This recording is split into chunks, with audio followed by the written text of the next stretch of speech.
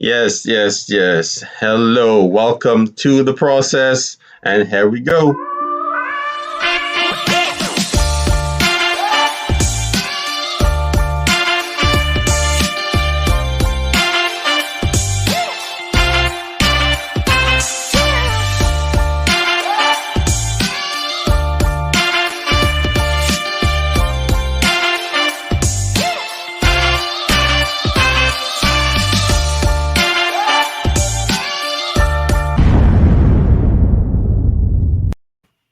Hey guys, welcome to the show.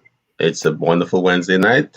This is Miss Alessandra Nicholson and myself, Sterile MD. We're here to bring to you another exciting show with some good information. So, we have some hot topics and we have some good information for managers and sterile processing professionals.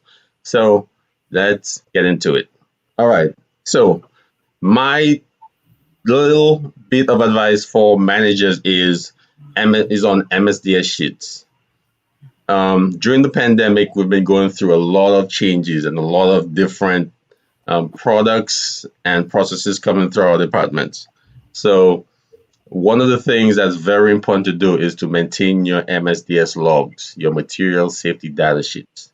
And it's as simple as pulling out that piece of paper from the box you receive the supplies out of and placing that in your folder, in your binder. And that basically tells you, that's basically the IFUs for that product. It tells you how to use it, the contact time, if it's a wipe, how to dispose of it, and everything you need to know about that product. It's as simple as getting that piece of paper from that box or that packaging label and putting it into your MSDS sheet for documentation for reference in the future. And then also, if that product works for you correctly, you can always keep it and keep reordering it if it works better than any old product you had in the past. So if it's a product that doesn't do what you want, you could document, hey, I used it for 2 months during the pandemic because we run out of our normal supply, and this is what we had to use. And if it's not, if it's up to your par or not, or what you really want to use, especially pricing too. Most hospitals go by pricing. So if it's a cheaper price, you might be able to go with that or not. So, but just document what you have used in the past in case something happens in the future. Some infections, infection control. Once you look at your documents, you could say, hey, I used PDI wipes for 2 months, but for the last 6 months, we ran out of PDI wipes and we moved to another product.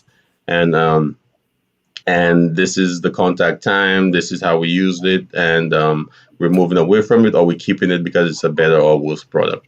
So guys, that's my one tip. Alessandra, you have any comments on that?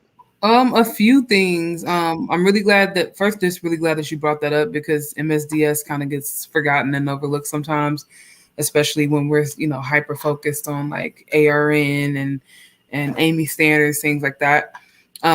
Also, just want to remind everyone that the MSDS is now updated to just SDS, so safety data sheets. They've dropped the materials portion. And then I really like your notes about making documentation about the use of the product. One of the things the pandemic has provided for us is this PPE shortage. So a lot of us have found, that we're using new wipes, new gloves, new gowns. Some of the things that I've gotten, I really like, and I definitely have asked my materials team to keep them. And there's been other products that I've had to ask them to immediately remove. Like we had some gloves, and they were so bad that you couldn't really even pull them out one by one from the box Oh, without them shredding. wow. So yeah, it was like there's thank you, but no thank you Right, to right, the right. materials team for that one. But they were great. They swiftly got them out and got us a product that we could use. So that was great. But yeah, definitely stay updated and stay current on your your SDS. And if you don't have the SDS poison control phone number posted in your department, I would definitely highly recommend keeping that on your SDS book if you have that, or on your SDS webpage if you guys are using the intranet to communicate that information. Hmm. Very nice, very nice. I didn't know that. I actually heard about the MSDS dropping the MS but Yeah. I didn't really hear many people talking about that. So thank you Yeah, for they bringing that up. dropped it was a few years back. They dropped the materials portion, and then they also updated a lot of the icons to be a little more universal. So some of the Mm. main ones for SPD didn't change a lot, like the expiration and things like that. But yeah, if you guys take a look, just do a quick Google of MSDS, you can see the changes that were made. I also thought it was really cool because it's one of the only like global documents that we have, so that just that icon language is kind of cool to know that you could even go internationally and you're going to see some of the same types of logos. Hmm. Very interesting. Very SPD interesting. I like that. I like that. I like that. And I'll drop a bomb on that one. That was a good take. Although it's not a hot take, because that's definitely some that's definitely some good information that managers and still processing professionals, guys, even if you're not in a managerial role, because I had somebody point that out to me once before a survey, and that was not my read. I was looking for everything else, nooks and crannies, and then this lady came up to me and said, what about the MSDS sheets? And I'm like, oh my goodness, I took I mean, it's yeah. good. I mean, sometimes we want to, discharge responsibility to the appropriate parties, right? So if we're techs, we want to say, oh, that's the manager's job. And it's not that it's not their job, but it is also all of our jobs to have the proper information. And especially when it comes to something like SDS, that could quickly turn out to be really bad, in the tech's favor, because if I get a chemical burn or a spill or a splash in my eye, I don't want to be standing there going, "Oh my God, D did not update the SDS." Yeah. What Like, is this chemical? Why is my eye burning? like we can put some teamwork into just having that complete, safe resource for everybody because we all. Definitely, definitely, I agree. I agree. So moving on to my next tip. Um, in meetings, guys, when there's a process change, I know most technicians, not most, I can't. In fact, let me take out the most. Some technicians are opposed to changing or changes. So whenever something comes out, it could be the best idea in the world. Some techs would be like, "No, this is never gonna work." So guys, instead of responding like this, you want to ask clarifying questions that will help you in terms of understanding the process and evaluating the process. So a new If process.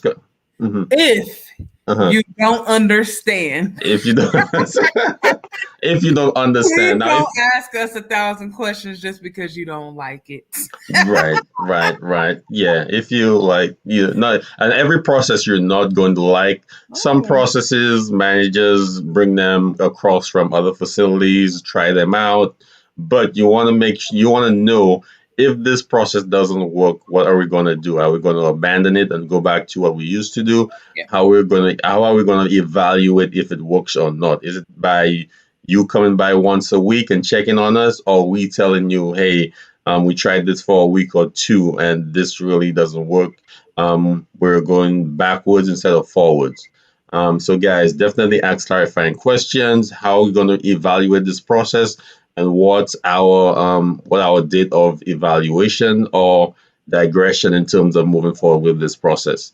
So, just make sure that you have those questions out there and have specific dates so that you know on the 2 weeks from now, we're going to revisit it and say, hey, this doesn't work and we're going to go back, or we're going to add some new things to it. Or we need more, and in another case, we may need more input from the team to get the process working right. So, Alessandra, any input on that? Just again echoing the documentation portion. Sometimes we get so excited about a new process we forget to really evaluate it, test it out, see if it works. And especially one thing I see a lot with management turnover is that there really isn't a lot of documentation about what has been tried in the department and why it was or was not successful. So a lot of times that information is something that I will get just by interviewing my technicians. Or sometimes it's just information you get smacked in the face with when you introduce an idea. Like you come in and you're like, well, I have this great idea from the place that I used to work, and the staff are like, whoa, we did that. we tried that 2 years ago. It never worked. Which is great feedback, but it's just like Des was saying, you want to be proactive. You don't want to be, just negative for the sake of being negative. So if something didn't work, yes, be vocal about that, but also talk about why it didn't work so that you guys as a team can come up with some ideas about what may work going forward. But everybody likes someone that can be constructive and a team player and helpful. So I always tell my team members, never come to me with just a single problem.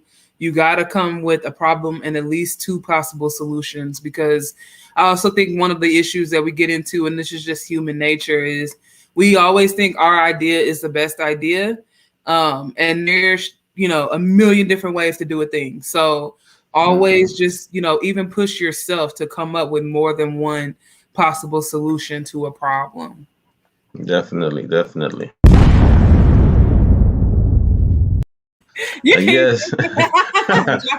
Yes, guys, very important. Come up with solutions.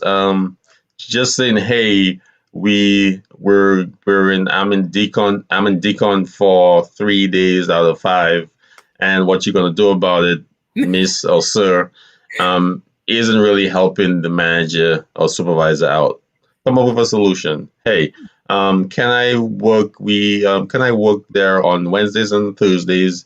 If somebody's off on Fridays for working the weekend, so we could have a swing shift, like 4 hours in the econ, 4 hours in prep back. Come up with some type of solution, some thought. Don't just come and say, "Hey, I have a problem. Fix this." Yeah. Come with some kind of help. Or so when the solution comes, because I've seen persons come up to me and say, "Hey, I have a problem." Then when you come up with a solution, they're like, "Oh, I don't like that solution. I don't like that." I want to change it, but not like that. Right? Yeah, I don't want you looking at me. I want you looking at them. And then the thing is, you can't just look at them. You have to look at everybody. So if you're complaining about tray assembly times, I have to look at everybody. I can't just look at that particular person. Now I see you taking half an hour to do a basic tray. Now you're in trouble. So, not in trouble. Oh, you're not in time. No, okay, you're not in trouble. Now there is an opportunity for improvement. You got it. So, I forget we're live. But the one thing about the solutions too is, because you got to keep things realistic. So I would encourage you to think of one solution that you can do with your current status, like not adding equipment, not adding staff, not adding time. And then think about, a solution where you may need an additional resource, because I don't want to encourage us not to ask for the things that we need. But also I want us to be realistic in that sometimes what we believe is the best possible answer just isn't possible, or isn't possible in a really quick time frame. And a lot of times with SPD, you really do need that immediate relief. Like, we have long-term projects, but usually when my staff are coming to me to complain about an issue, it's something they really do need addressed right away. So it's like, if you come to me and you say, okay, we got to create a new position and hire 2 new techs and, make a new job description, that's going to take me a lot longer than if you come to me and say, I looked at the staffing metrics of what we have, and if we rotate them like this, everybody can do 3 days a week in decontam and it will be fair. So you got to be, you got to have some different options about how you go to approach a thing. Definitely. And those are my tips. Alessandra, do you want me to go into the video, or do you want to start rolling with your I want to talk a little bit about education on the process this month, some of the topics that we're going to be talking about. And then I think it'd be good for us to go into the video. And then just since we're doing hot topics, I just have a couple of just random SPD news things that kind of caught my nerd attention. So interesting. Those, right? We could talk about those after. So this month, guys, we're focusing on education. We've reached out to a number of schools. We also want to reach out to a number of frontline staff members and just really start to have a dialogue about SPD education. Last month, we talked heavily about what we felt like wasn't working as far as training techs and how we felt like there are technicians that will go to classes and they come in on day one and they're just not ready. But we also want to highlight those programs that are doing it well. So if you're a school and you'd be interested in coming on an episode with us, talk about your process, we'd love to have you. And if you're a student that has attended a class and you want to talk about what worked for you, what didn't work for you, we'd really love to hear from you. Because, having certified and expert SPD professionals keeps patients safe, period. So we want to know that it's being done well. We want to hear from you. So come on the show. Don't be shy. You can be shy, but we still can talk. Yes. Come on. Come on. And this month is Effective Communication Month, the month of June. All right. So just keep that in mind. We're going to add a couple of things to the show involving communication, how to effectively communicate. All right. And what else you have? All right. So I wanted to, on that vein of SPD shout outs, because we have talked a lot about how we want to improve our industry. And there are departments out there that are getting it right. And so HPN, the Healthcare Purchasing News, awarded Bay Health this year as the Sterile Processing Department of the Year, which is right? Like, congratulations.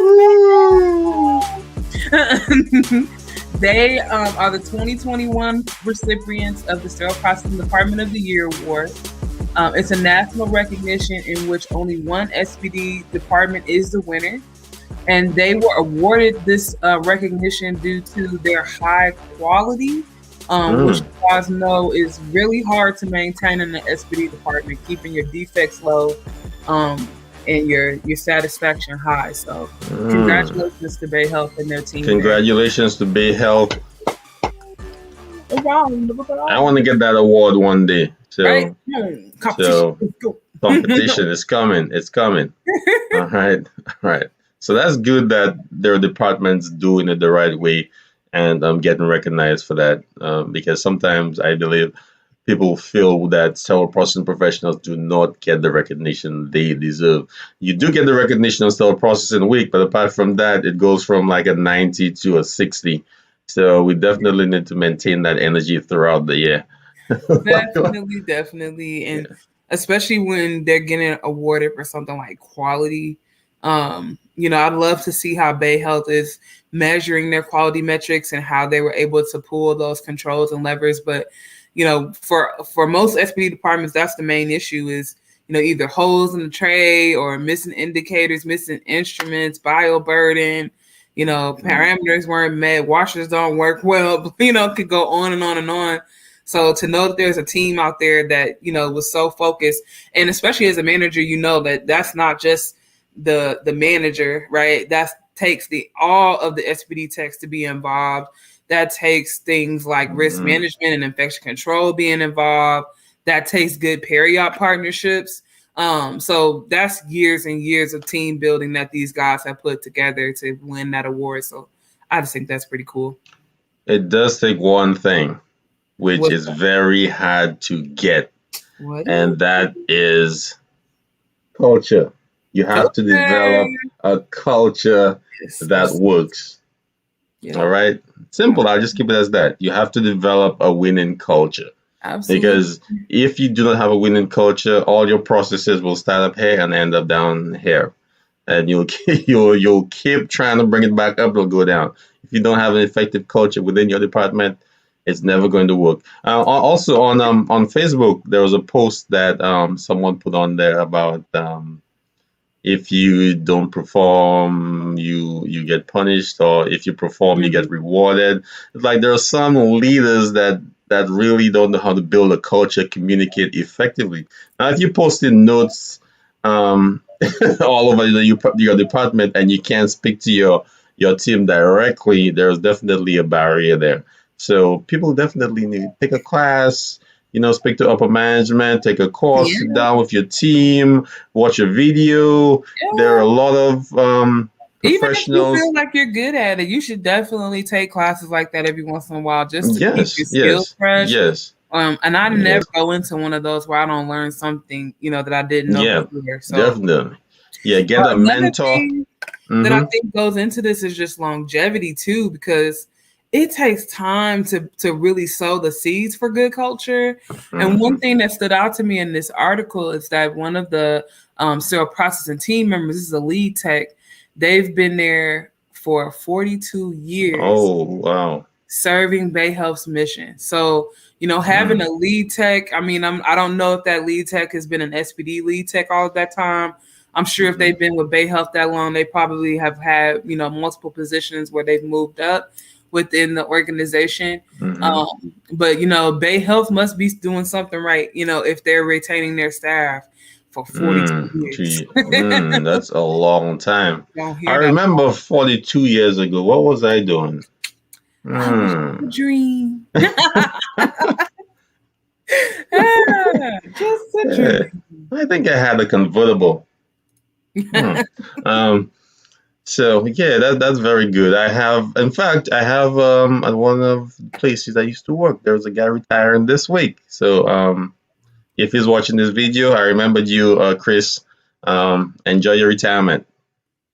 Peace. All right. Congratulations and thank you Yeah. for your Thank you service. for your service. He helped me out with a lot of issues. He helped me get a lot of stuff off my chest. Like when the processes weren't working right, Chris and I would just talk and like, hey, well, he would be in decontam at one sink, I'll be at another sink. Would be like, this isn't working out. Why don't we do this, that, and the other? you know, Putting it and together. yeah, so like sometimes you need that person that understands, hey, how this might work better, how this should work, and then you could just bounce off. You're not criticizing leadership, but you're just venting. So you need somebody to help you vent constructively. All right, Absolutely. guys. So I mean, our patients are counting on us, and we are human beings too. So mhm. that is very necessary. Yeah. So, guys, our job is very important, and sometimes, unfortunately, we make mistakes. Surgeons make mistakes. Somewhere along in the chain of what we do, there are mistakes. So, I'm gonna play this video for you guys to see, unfortunately, how bad a simple or easy mistake could happen, and what that could reciprocate into in Mhm. terms of affecting a patient and a patient's life. So take a look at this video and let me put it on here. All right. So take a look at this video, guys, and then comment.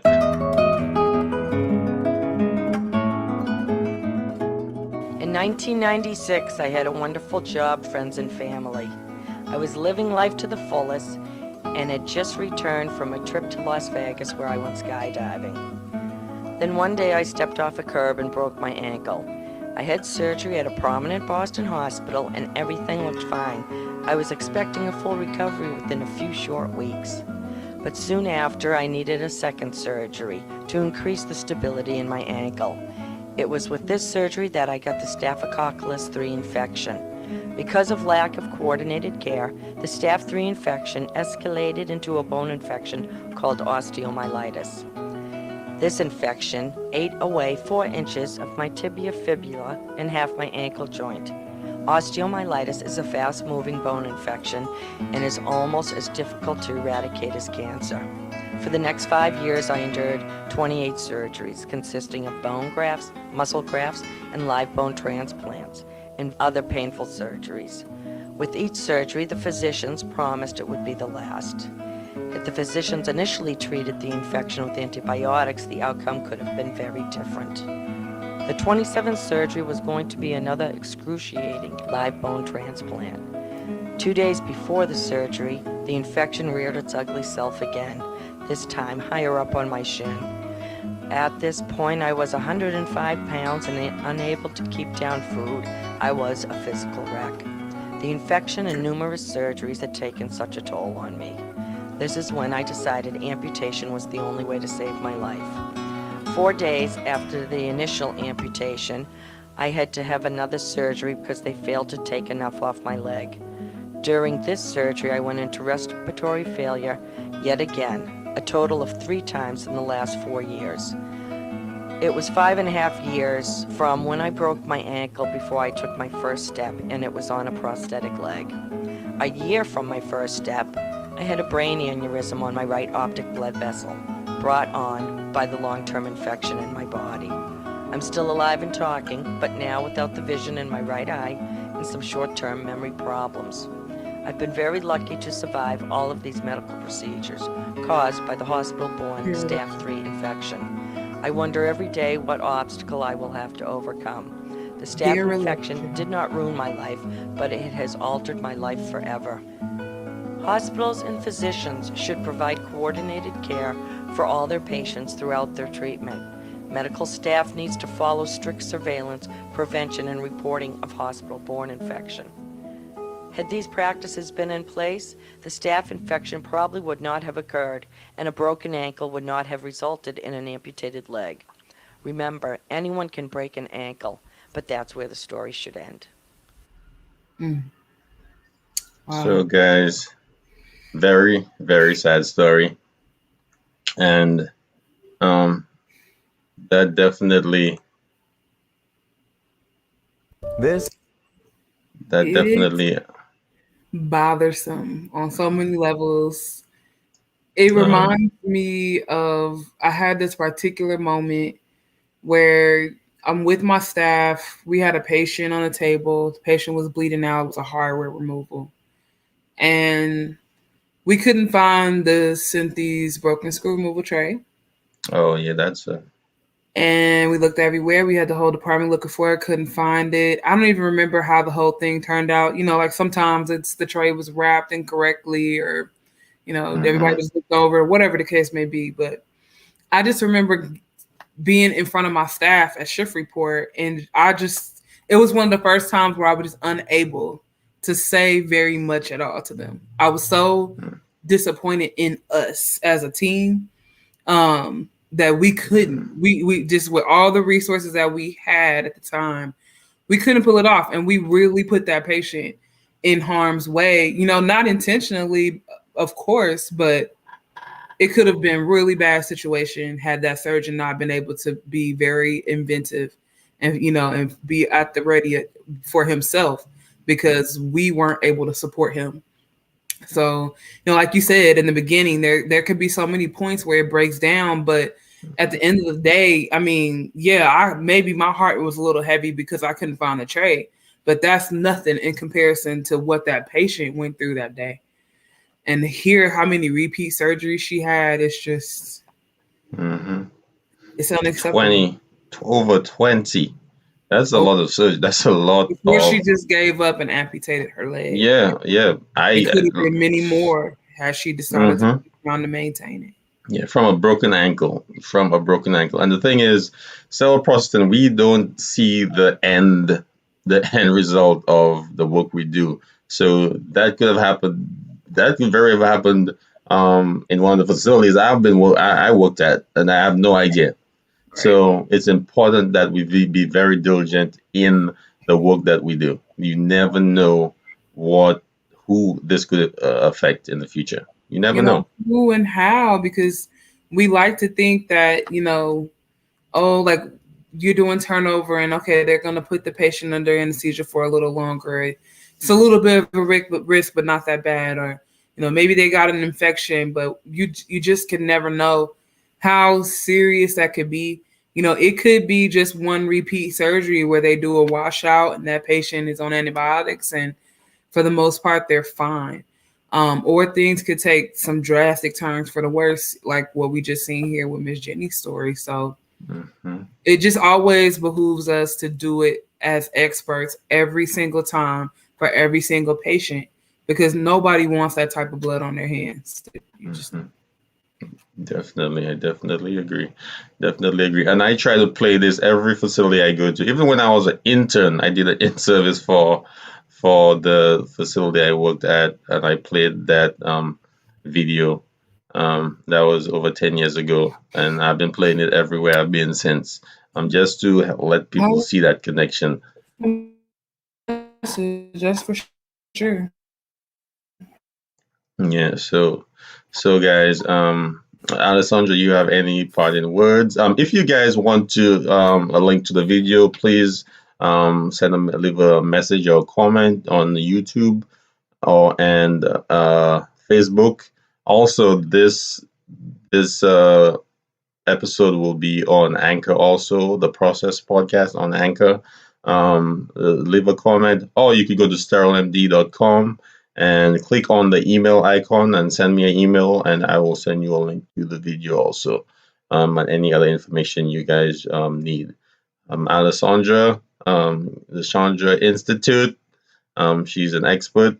Please leave a comment, leave a message, and I'll get back to you, or she'll get back to you with her information also.